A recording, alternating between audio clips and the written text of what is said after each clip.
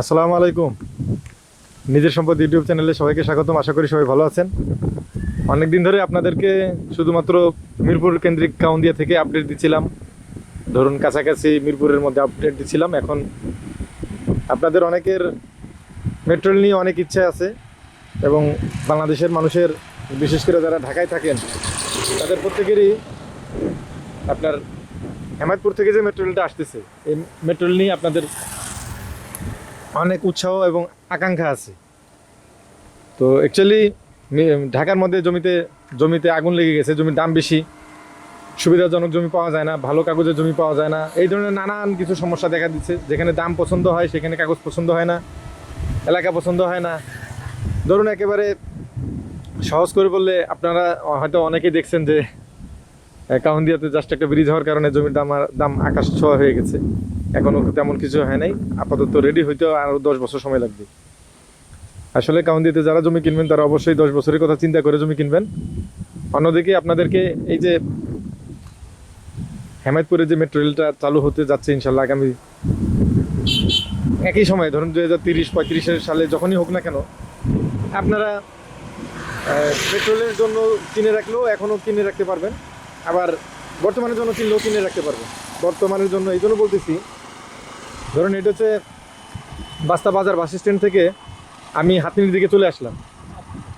তো মোটামুটি 4 কিলো ভিতরে আসার পরে এই যে আমরা জামিত্তা যে ভোট অফিস আছে, এই ভোট অফিস থেকে ধরুন এই পূর্ব দিকে এই যে মাটির রাস্তাটা, সোলিং রাস্তাটা দেখতে পাচ্ছেন, এই যে সামনে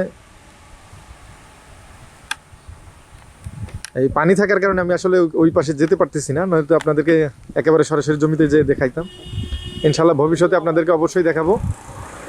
তবে আজকে বলে রাখি, এখানে যাদের বড় জমি কেনার টার্গেট আছে, একসাথে 30 বিঘা 40 বিঘা, ভবিষ্যতে নিজের একটা স্যাটেলাইট সিটি করতে চান, যেমন এই রাস্তার সাথে যদি হয়, ভবিষ্যতে নিজের একটা হাউজিং করতে চান, এরকমের যাদের ইচ্ছা আছে, বা যাদের ইচ্ছা আছে যে এখানে ছোটোখাটো একটা রিসোর্ট তৈরি করবেন, এরকমের যাদের ইচ্ছা আছে, যাদের একটা শিল্প কলকারখানা করার ইচ্ছা আছে, এই জমিটা মূলত তাদের জন্য।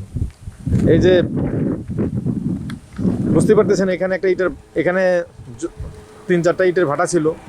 এই ভাটার কারণে এখানে দেখা যাচ্ছে যে এই রাস্তাটা, পিচ ঢালা রাস্তাটা, পিচ উঠে যে আপনার নিচের কনক্রিট বের হয়ে গেছে। যাই হোক, তো ভবিষ্যতে আপনাদেরকে রেগুলার মানিকগঞ্জ থেকে আমি আপডেট দিব। তো মানিকগঞ্জে যদি কারো বড় জমি লাগে শিল্প কলকারখানা করার জন্য, হাউজিং করার জন্য, আমাদের সাথে যোগাযোগ করবেন, ইনশাল্লাহ জমি দেখাবো। অন্যদিকে এই যে জমি আছে, এই জমির বিপরীতে আমরা এখান থেকে আপনাদের কিছু জমি দেখাবো। তো বাস্তা বাজার বাস স্ট্যান্ড থেকে 4 কিলোমিটার ভিতরে আসলে এই হাতনির এই মেইন রোডের সাথে যদি এরকমের জমি আপনারা কিনতে চান, যেটা এই যে মেইন রোড থেকে ধরুন যে 7-8 ফুট নিচু হবে, এইখানে আপনারা একসাথে যদি বড় জমি চান, 100 বিঘা 150 বিঘা এই পরিমাণ জায়গা ইনশাল্লাহ গুছাই দেওয়া যাবে। তো আমি আগেও আরও 4 বছর আগে আপনাদেরকে মানিকগঞ্জ থেকে অনেক জমি দেখানোর চেষ্টা করছি, হেমায়তপুর থেকে আবারও মানিকগঞ্জে ঢুকে পড়লাম ইনশাল্লাহ। তো এখানে 30-35 বিঘা আছে রেডি, এবং এইখানে 1-150 বিঘা গুছাই দেওয়া যাবে। এইরকম এই পাকা রাস্তার সাথেও জমি দেওয়া যাবে ইনশাল্লাহ।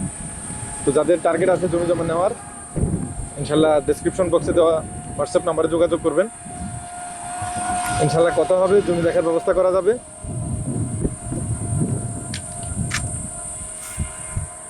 তো সর্বোপরি বৃষ্টি শুরু হয়ে গেছে।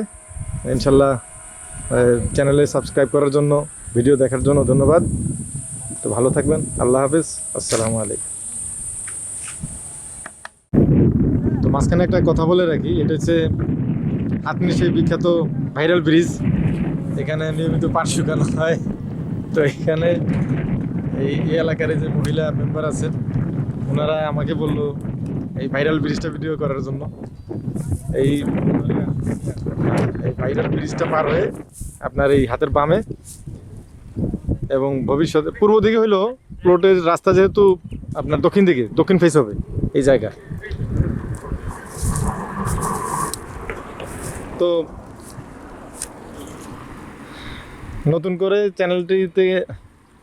নতুন করে আমি এই মানিকগঞ্জ থেকে নিয়মিত ভিডিও দিব ইনশাল্লাহ, কম দামি রাস্তার পাশে, রাস্তা থেকে একটু ভিতরে। তো যাদের টার্গেট আছে কম দামি জমি কিনে রাখার জন্য, ভবিষ্যতে মেট্রো রেল কেন্দ্রিক কিছু একটা করার জন্য, তাদের জন্য আজকের এই পর্ব বিশেষত। তো সবাই ভালো থাকবেন, ভিডিও দেখার জন্য অসংখ্য ধন্যবাদ।